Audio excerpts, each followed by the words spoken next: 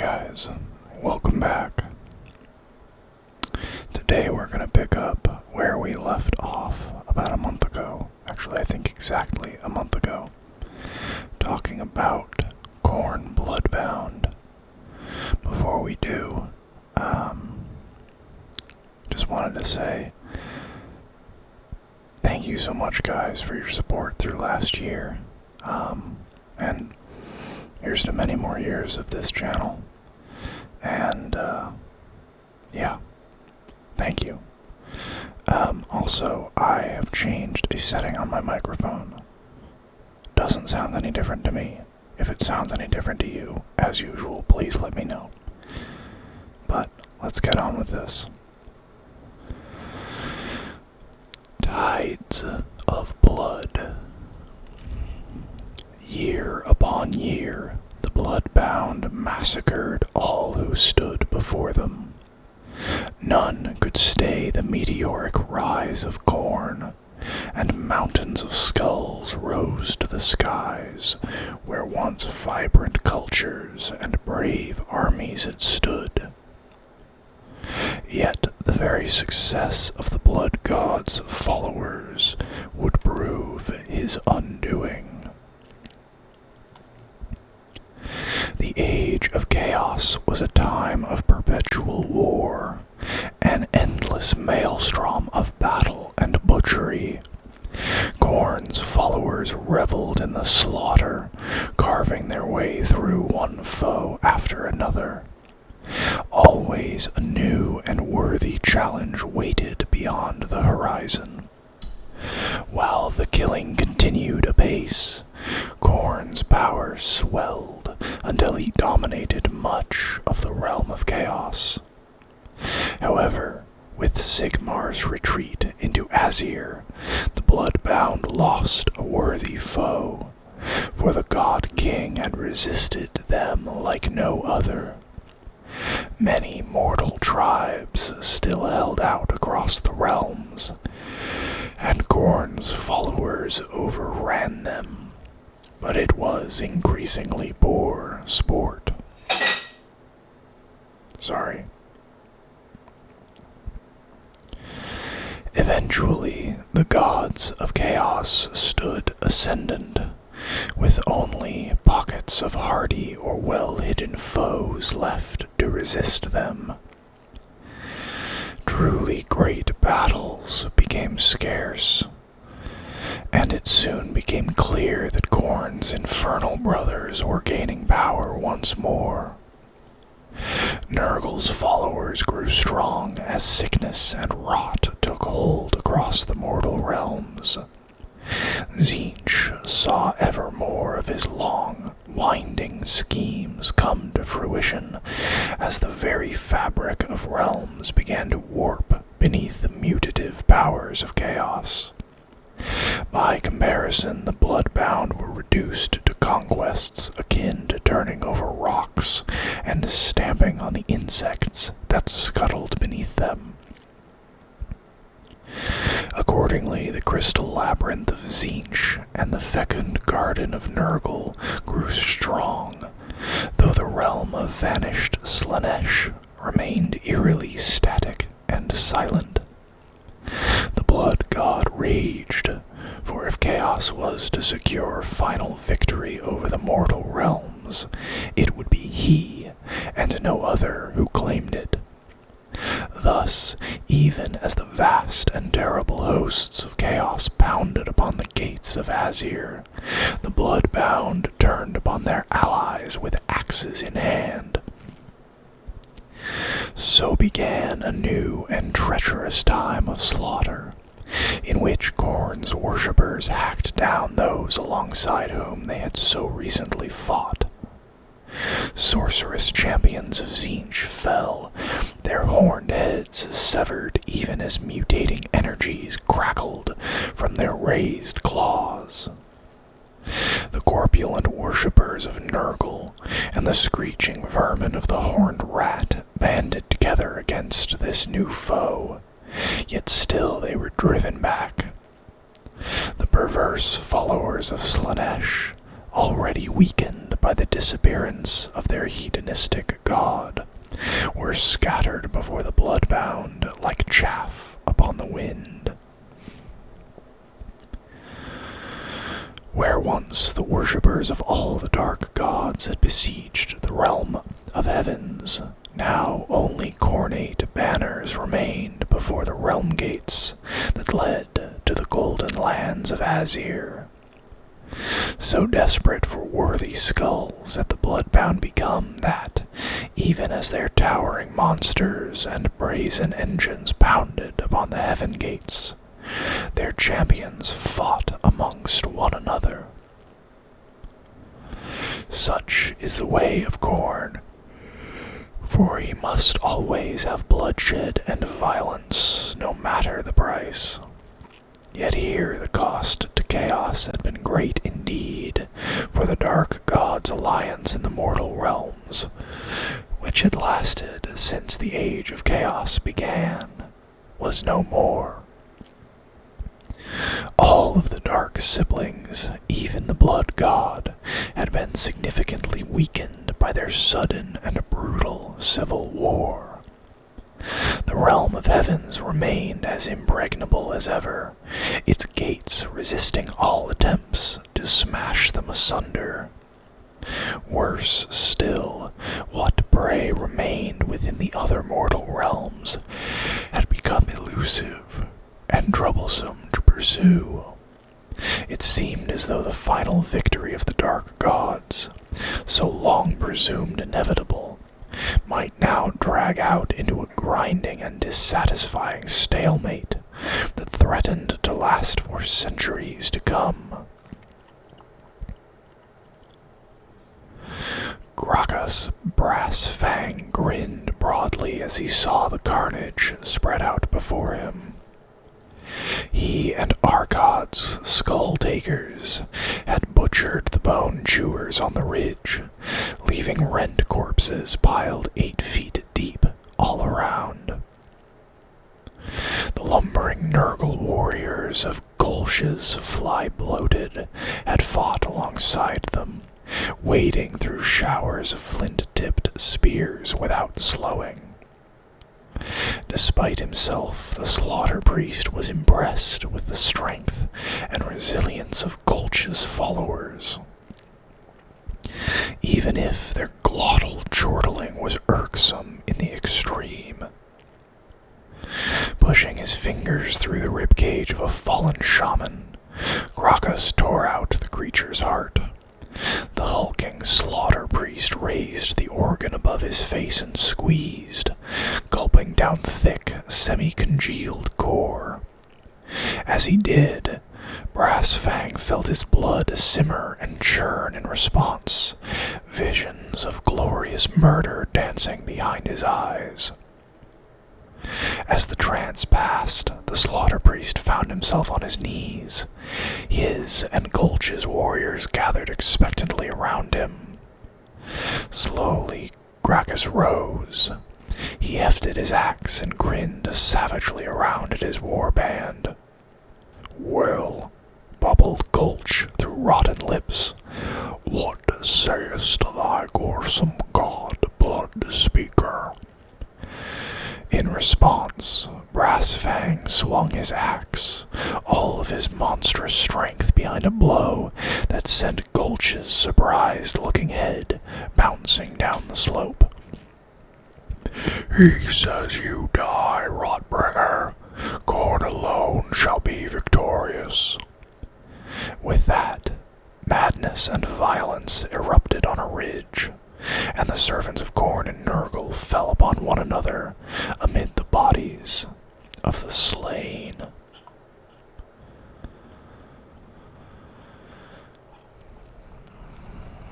Across the mortal realms, the shadows stretched long. Where once myriad peoples prospered, now their scattered bones stretched for miles. Where once great miracles of magic lit the lands with their glory, now skull-clad fortresses of brass and iron squatted amidst the ruins. gates of Azir, vast cornate hordes brayed for blood, their siege engines battering relentlessly at the last true stronghold of their foes. The dark gods looked on, thirsting for those glories left to claim. Soon, Azir's gates must surely fall, and when they did, the last light of hope would be snuffed out forever. Yet before those mighty gates could be breached, the storm of Sigmar broke. Across the realms from Ulgu to Shyish, from Giran to Akshi, the skies tore open with a furious glow. Down from the storms came rank after rank of stormcast Eternals, Sigmar's great army of retribution, striking the first blow of a whole new war. Within his infernal throne room, Khorne rose to his feet and roared in fury as he saw victory, long presumed certain, slipping from his grasp. Yet even as he raged, the blood god rejoiced, for here at last was a foe worthy of him. As one, the Bloodbound bellowed their war cries and surged into battle once more. The age of Sigmar had begun, and the slaughter that followed would make all that had come before seem a pale echo. The rise of Khul. Though the realm of fire is unimaginably vast, Gorgos Khul has vowed to claim it all in the name of Khorne. A mortal could hope to see but the slightest fraction of this roiling realm in their lifetime, but Khul has been rewarded with unnatural longevity, and may yet live to see his oath fulfilled. As the age of chaos dawned, the worshippers of the dark gods swept into the mortal realms in great strength. The very first warrior to set foot upon the sulphurous soil of Akshi was Gorgos Khul, then an aspiring Deathbringer who had risen from amongst the skull reapers of his tribe. That day, as the Nexus Wars reached their bloody conclusion, Khul had already felled the blazing gargant that barred the archway into Akshaya. Aksharia. Now, steeped in gore and glory, Khul stormed the mighty Tower of Wrath that watched over the Ark Gate. The tower's defenders had been surprised by the sheer speed of the Bloodbound attack, and Khul was able to slide beneath the tower's great portcullis before it crashed down.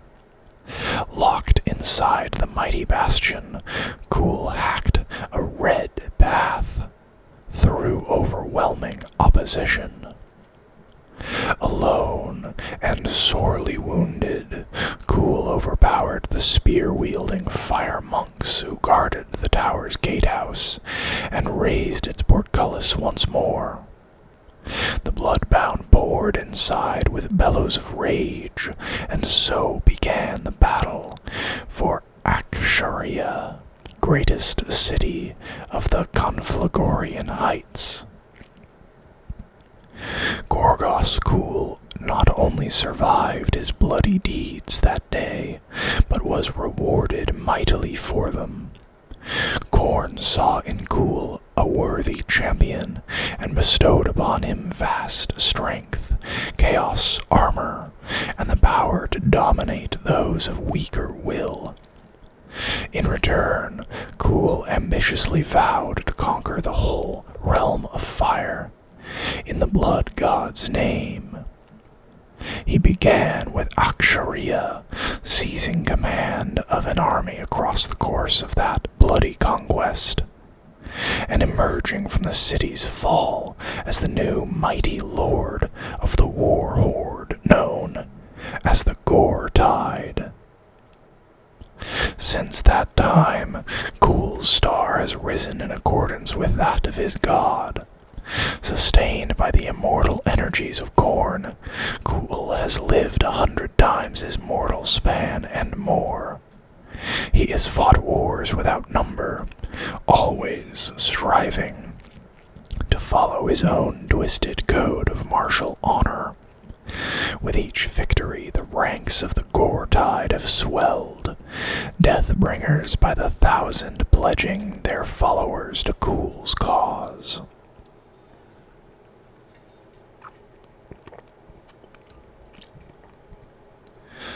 The Gore Tide has still only crossed a fraction of Akshi's vastness, but under the warrior kingship of Khorne Bloodbound, it has conquered a swath of kingdoms. From the toppling of Scorched Keep that earned Ghoul his monstrous axe, to the horrific purge of the Direbrand tribe that saw him gifted with the flesh-hound Grizzlemaw. The Gore Tide has proved itself worthy of Khorne's patronage time and again. They have ventured often into other realms at their mighty lord's behest, yet always Ghoul returns to Akshi, for it is there that his destiny, and he hopes his chance at demonhood lies.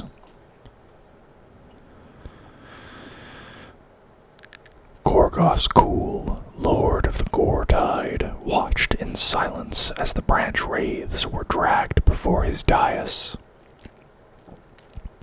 Bound in rune-graven chains, the Sylvaneth could no longer draw upon the sorcerous powers that had mauled Ghoul's followers so badly.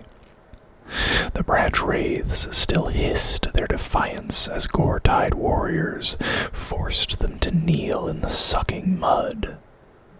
In most foes, Khorne would have admired such spirit, but not from spell wielders.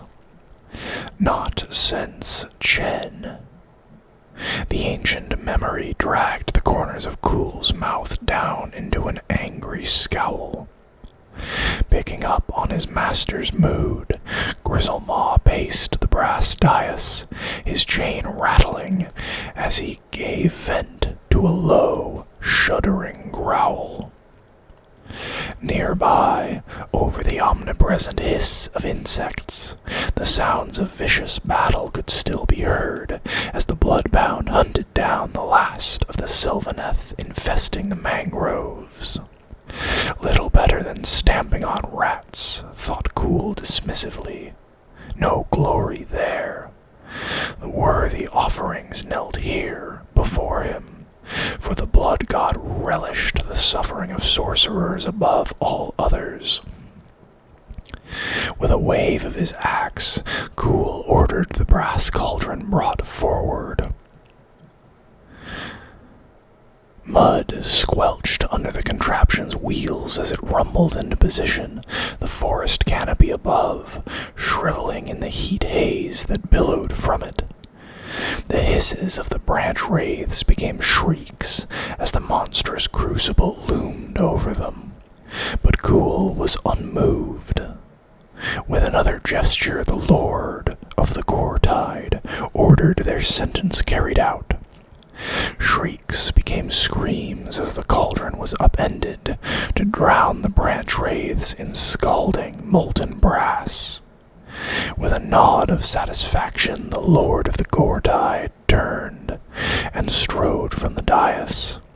At his back, the agony-racked brass statues ticked and steamed as they cooled. Just another offering to the glory of Khorne. Laksha Bloodspeaker.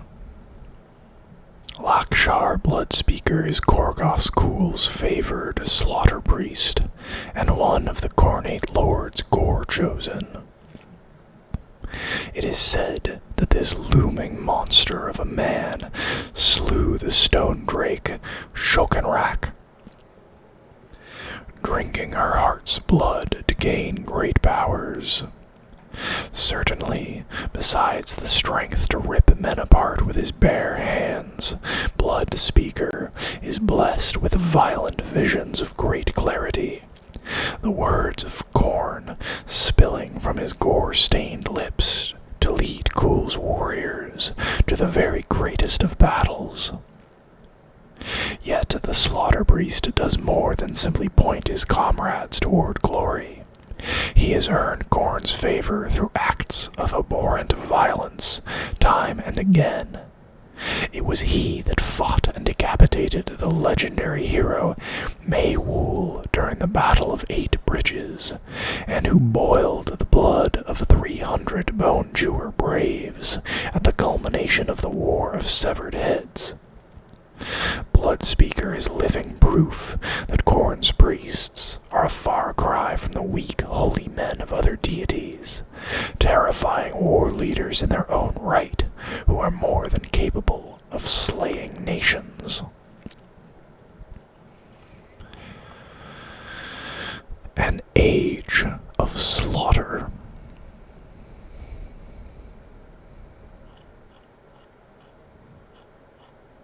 Well, actually, maybe we'll skip that. That doesn't seem very interesting. Sorry. Try not to tease you too much with stuff we don't read. The Chosen of Khorne. When the Bloodbound gather in vast war bands, the terror and menace they evoke become all-consuming.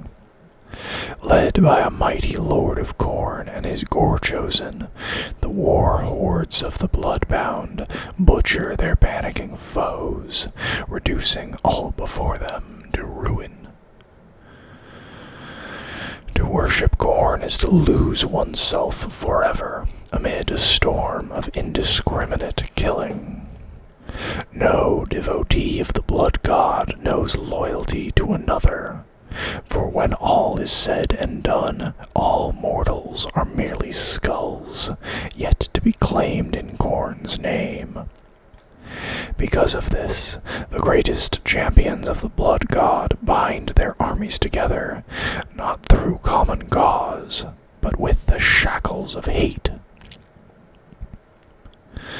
The warriors of Khorne band together with others of their kind in order to better wreak destruction upon their foes.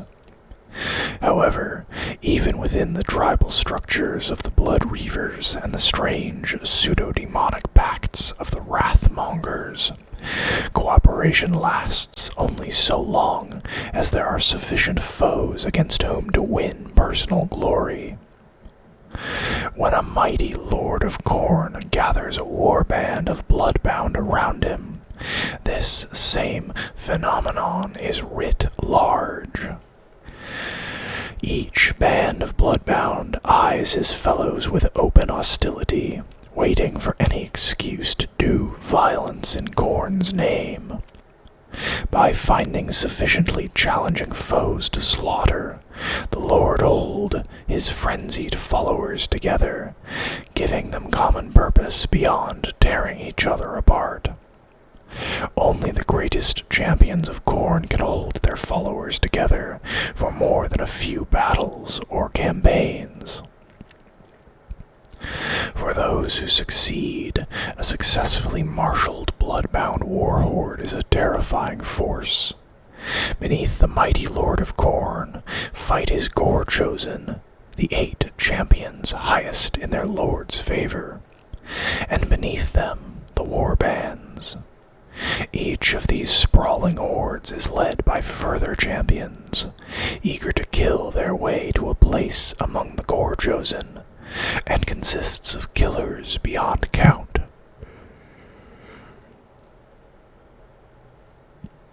Together, war bands, brass stampedes, and more form a bloody tide that sweeps away all before it. When vast numbers of Bloodbound come together, their ferocity is almost unstoppable, as countless enemies have discovered to their cost.